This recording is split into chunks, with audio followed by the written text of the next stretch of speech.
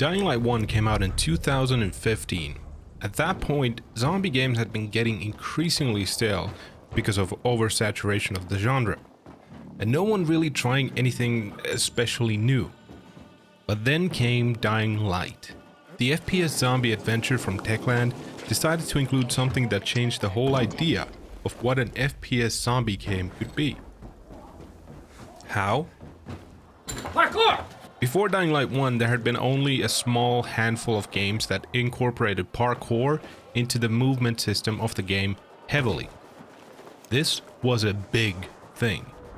Everything else about Dying Light worked perfectly well and was a joy to experience, but that game would have been another drop in the bucket without the exceptionally well done movement system. 7 years later, the zombie genre has really gone radio silent, except for a game here and there. But now, Dying Light 2 seeks to recapture the feeling and the freshness of the first game. Can they pull it off? Let's talk about it. The game starts off with a really well done intro/tutorial. You are running around with Spike, a callback to the first game, and the intro really shows you that movement is the main focus of the game. The intro also tells you your backstory. You are Aiden, a guy that was experimented on as a kid by an evil doctor. With you at this experimentation facility was your sister, and you want to find her. There we go. Main purpose set. Now we can just use that as a reason to do everything else in the game. You also find out that you are a pilgrim. Something that the NPCs will be sure to remind you of several times. Every time. This mostly works to make every person believe that you're neutral, so you can work with different factions of the game, and yeah, that's about it. After the intro, you're thrown into the city of Villador. Well, not the whole city, the old town part of it, which is about a third of the game's map, so it's that usual, you need to do stuff in the small section until the real game starts, around a third of the way through the story. That's fine though. First thing you'll notice is the absolutely beautiful scenery and the brilliant atmosphere of the world. As you're simply existing in the world, you see other people walking around and going about their business. You'll hear all sorts of sounds, people yelling, things breaking, someone screaming, all the while your feet are tapping away on the surfaces and the pipes, which are creaking when you're swinging off them. Atmosphere is something that Dying Light 2 excels at. So, how do you progress? In Dying Light 2, the progression of your character comes in three forms. You have two skill trees, a parkour tree and a combat tree. You get parkour XP by doing parkour, and you get combat XP by doing combat.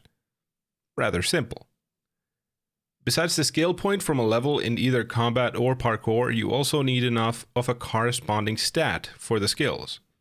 Health for combat, stamina for parkour. You get these by finding inhibitors, which are apparently some extremely potent drugs that can apparently kill most people. Don't worry, just gobble them up like Skittles. When you get 3 inhibitors, you get to choose to level up either your health or your stamina. This makes leveling a balancing act as well, because nearly everything that you can unlock makes you think, how could I ever play without this once you unlock them? Especially with the parkour stuff. Less so with the combat stuff. As you're parkouring your way through the rooftops of the old town, it won't take long to notice how good the movement system is and how well it works. The animations just flow so well into each other, and you can't get enough of just running around and seeing what you're able to combo together. And the amount of things that you can do is massive. Climb windows, walls, pipes, use zip lines, run up walls, run along walls, dive through openings, slide under things, and the list goes on. This is the bread and butter of Dying Light 2, and a fantastic step up from even the original Dying Light. But there is a downside to this. Once you get to the old town, you obtain a paraglider. At the press of a button, you can just start gliding around. While it does make movement faster and easier in many situations, it really does negate a lot of the point of any sudden events or such.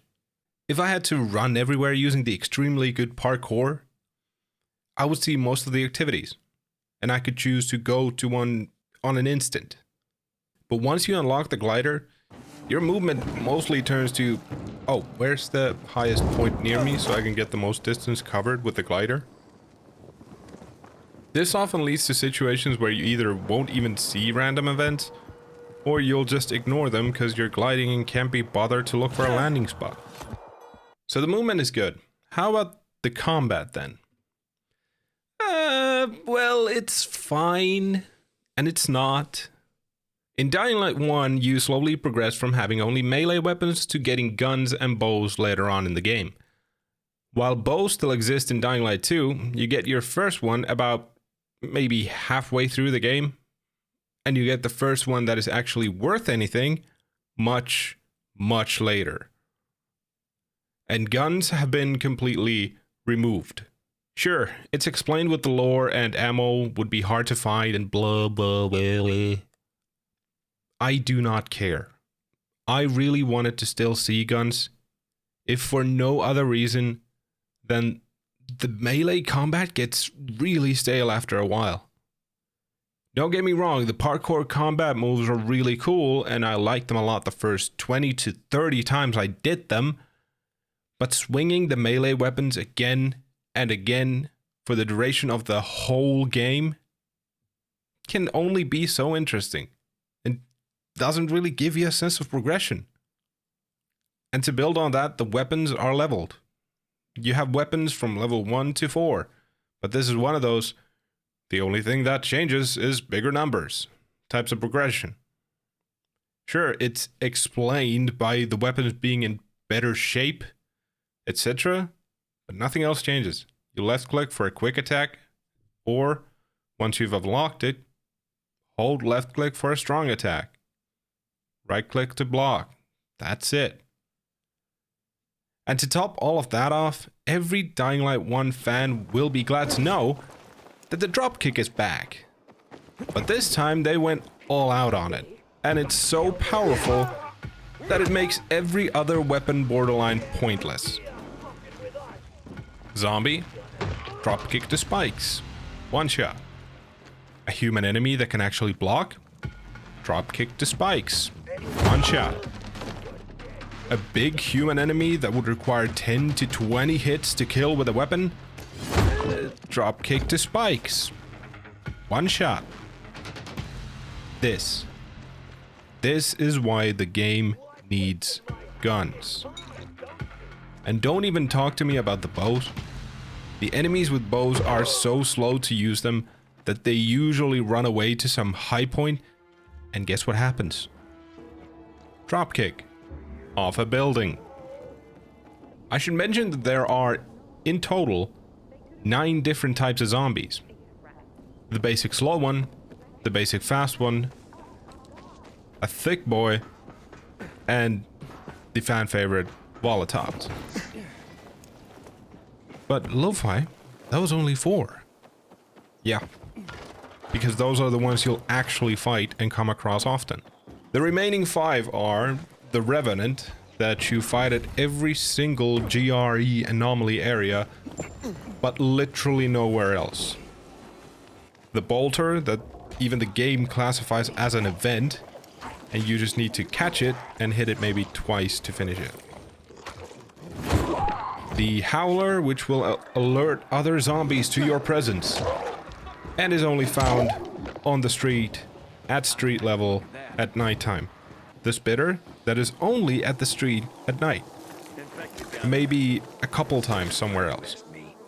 And the Witch, which you only run into in the intro and never again after that.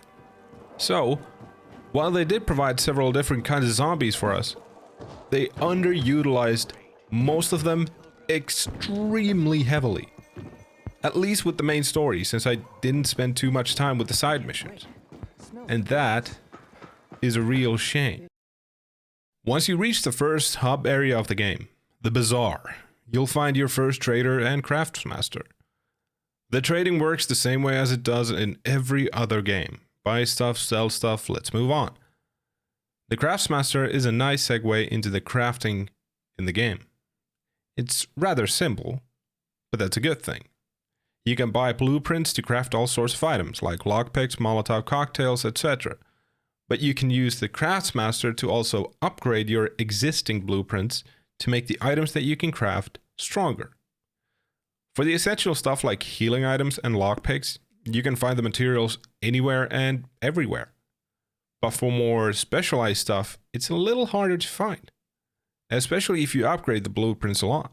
The way to obtain the materials is, well, by opening containers, which are absolutely everywhere. There are also a lot of open world locations that you can tackle to get more special materials as well as more rare items like inhibitors, such as Forsaken Stores, which are just small stores full of zombies with some loot, as well as Dark Hollows, which are like mini dungeons that you can only do at night, since during the day it's filled with volatiles. Then you have GRE anomalies, which are areas where a boss zombie, the Revenant, every time spawns. Kill it and get inhibitors for it. And finally, GRE facilities, which are the bigger version of Dark Hollows. On top of those, you have windmills, which are your traditional open world climbing puzzles and some other less important ones. Then you have the water towers, which you can take control of and choose which faction gets it to themselves. The Peacekeepers or the Survivors. With this, your choice makes a real difference. Depending on which one you go for, the open world changes. With Survivors, the world gets more things that help you navigate the world, such as trampolines and zip lines. And with Peacekeepers, you get more lethal traps, like car bombs and spike traps. Peacekeepers will also offer you a crossbow at one level, which is the only way to get another ranged weapon besides a bow. So that is pretty much the gameplay. How about the story then? Well, it's good that the gameplay carries the game for the most part, because the story is incredibly badly paced. You're constantly introduced new characters over and over, and then you might talk to them once or twice, and then usually the game throws you a decision about that character. That's supposed to matter to you somehow. Now look, getting the player to care about a character in the time that Dying Light repeatedly tries to is incredibly difficult. It requires phenomenal writing, and you need to feel like you've experienced something with the character you're supposed to care about. But none of these boxes get ticked. The writing is extremely mediocre at best, and to be honest, horrible at worst. Unless you're afraid of losing. Wouldn't blame you if you were, slowpoke. Oh, sure. I could use some extra cash. That's the spirit, slowpoke.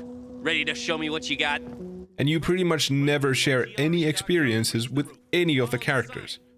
On top of that, the voice acting, it ranges everywhere from great to absolutely awful. The animations broke several times, and the background music, ooh boy, the background music. I have no idea how it's even possible how some of these things happened. Many times, the background music that was playing didn't fit the tone of the scene at all. And a few times, it even just simply changed out of the blue in the middle of a scene. At one moment, during a story mission, you're walking in a subway tunnel and you're getting soft, emotional piano music because of reasons. And then while you're walking, it suddenly changes to an energetic, fast-paced tune without anything changing in what is happening. You're still walking in that subway tunnel. No new enemies, nothing. But going back to the story more. Once I reached the ending, that I won't spoil here, I found out how most of my decisions had been more or less pointless. And the ones that did matter, the game gave such bad options as your choices that you couldn't do what you wanted, even if it had been completely possible with the game's logic. But instead the game forced you to choose between a bad option and a dumb option. All I'm saying is, if you're expecting any sorts of emotions except frustration with Dying Light 2, don't. Okay, I know I've been dunking on the game pretty hard on several aspects, so that must mean I hate it. Actually, no. Because of the stellar gameplay and the joy that is the movement, as well as the really beautiful graphics. I really enjoyed playing the game. Every part where I'm not interacting with the story, I'm extremely immersed. The story works more so as a vehicle for just more gameplay, different kinds of settings. And if you want to play the game with a friend, you can. Completely. A friend can just hop into your game at any point after the intro, and from there you can do literally everything together. Cutscenes, dialogues, everything. And it's personal loot, so you won't lose anything either. Hell, you can only actually gain, since the trader stocks are personal as well, so your friend might have something available to them that you don't, and vice versa. From there, it just becomes a matter of buying the item and dropping it for the other player to pick up. This is absolutely fantastic. This is how every game with an open world should handle co-op. But if you do decide to play the game with a friend, do yourself a favor. Do not, I repeat, do not look at each other when you're crawling in vents. Calm down. Vent Aiden isn't real. He can't hurt you.